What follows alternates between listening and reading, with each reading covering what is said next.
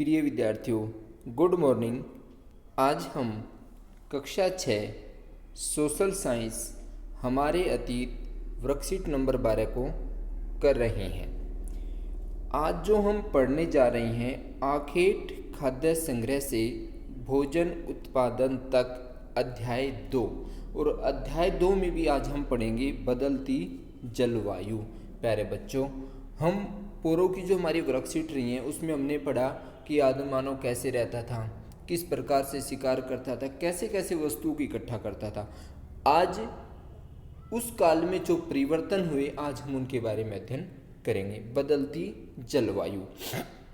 लगभग 12,000 साल पहले दुनिया की जलवायु में बड़े बड़े बदलाव आए। मतलब आज से 12,000 साल पहले जो पूरे विश्व की जलवायु थी उसमें बहुत ज़्यादा बदलाव आए।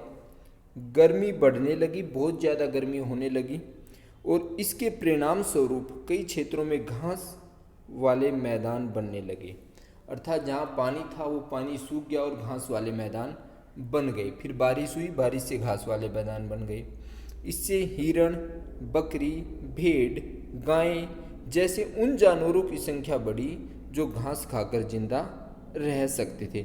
जब घास वाले मैदान बढ़े तो ऐसे जानवरों की संख्या बढ़ी जो घास खाकर ही जीवित रह सकते थे। अब घास खाने वाले जीव इन्होंने बताए, जैसे हिरण, बकरी, भेड़, गाय। करे कि जो लोग इन जानवरों का शिकार करते थे, करे कि जो लोग इनका शिकार करते थे, किनका? हिरण, बकरी, भेड़, गाय, जब इन सब का, करे कि वो इनके पीछे आए। जब ये घास वाले मैदान में आते हैं तो वो आदि मानव भी उनके पीछे पीछे आ जाते हैं और इनके खाने पीने की आदतों और प्रजनन के समय की जानकारी हासिल करते हैं कि भाई ये जो जीव जंतु हैं ये क्या खा रहे हैं, किस समय इनकी क्या क्या आदतें हैं, क्या पीते हैं, क्या खाते हैं। और प्रजनन का मतलब होता है कब ये बच्चों को जन्म देते हैं। आइए अब आगे जानते हैं नाम और तिथियां। प्यारे बच्चों, जो पुरातत्वविद, पुरा मतलब प्राचीन, तत्व मतलब वस्तु और विद मतलब जानने वाले, पुराने जितनी भी वस्तुएं हैं उनके बारे में जानकारी रखने वालों को हम पुरातत्वविद कहते हैं। इतिहास के अलग अलग काल के अलग अलग नाम रखे गए। जो भी काल हुए उनके अलग अलग नाम रखे गए हैं। ये नाम बड़े भी हैं। आरंभिक काल को हम पुरापाषाण काल कहते हैं। आरंभिक मतलब सबसे पहला काल, सबसे पहला जो काल था हम उसको पुरापाषाण काल कहते हैं। और ये जो दो शब्द यानी प्राचीन और पाषाण यानी पत्थर से बना है, मतलब प्राचीन पत्थर, तो इसका मतलब पुरापाषाण काल। पुरा मतलब पहले, पाषाण मतलब पत्थर और काल मतलब समय। यह नाम पुरास्थलों से प्राप्त पत्थरों के औजारों के महत्व को बताता है। पुरा मतलब प्राचीन, स्थल मतलब स्थान। प्राचीन स्थलों से प्राप्त जो पत्थर के औजार मिले हैं उनके महत्व के बारे में बताता है। कौन सा काल? पुरापाषाण काल। पुरापाषाण काल 20 लाख साल पहले से 12,000 साल पहले के दौरान माना जाता है। जो इसका समय है पुरापाषाण काल का, वो 20 लाख साल पहले से 12,000 साल पहले के दौरान माना जाता है। और मानव इतिहास की जितनी भी जानकारी घटित हुई, जो भी कहानी घटित हुई, वो सारी इसी काल के दौरान हुई है। 99% कहानी इसी काल में हुई है।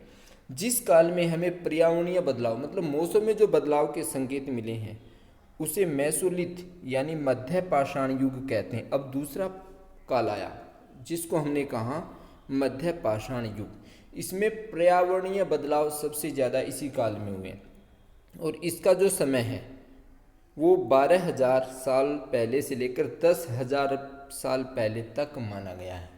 भाई पुरापाषाण काल 20 लाख साल पहले से 12,000 साल पहले। अब मध्य पाषाण काल 12,000 से 10,000 साल पहले तक का।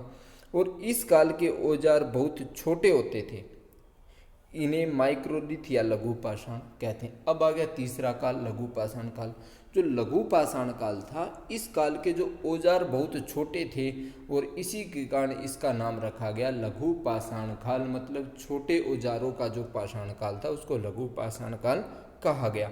आंग्ल भाषा या इंग्लिश में इसे माइक्रोलिथ कहते हैं।